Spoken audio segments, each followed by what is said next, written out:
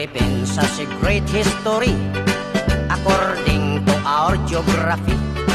Manila is the capital city, dating queen from the other country.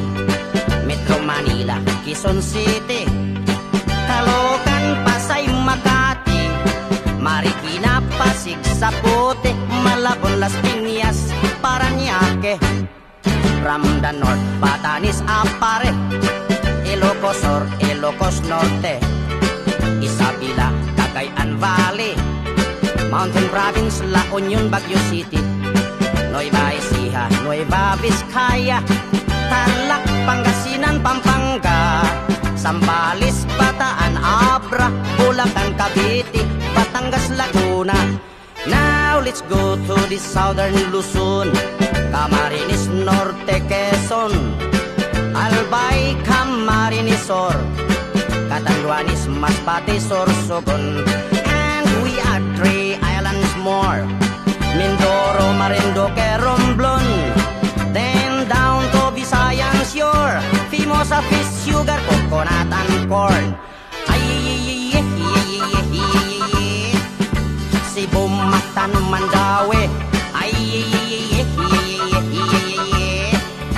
Bohol, Samar, Leyte,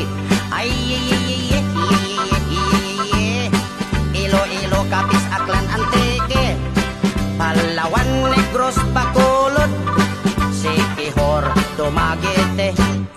Now let's go to the land of promise, the land of Mindanao, Bukidnon, Zamboanga, Misamis, Mambahaw, Butuan, Agusan, Surigao, Cagayan de Oro, Iligan, Osamis, and the 3 provinces of Davao, Davao Sur Oriental, del Norte, Cotabato, Lanao, Sulu, Tawi-Tawi.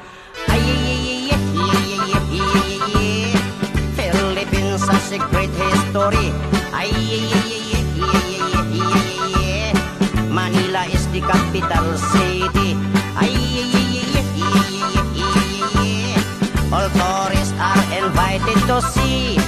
According to our geography, Philippines is a beautiful country.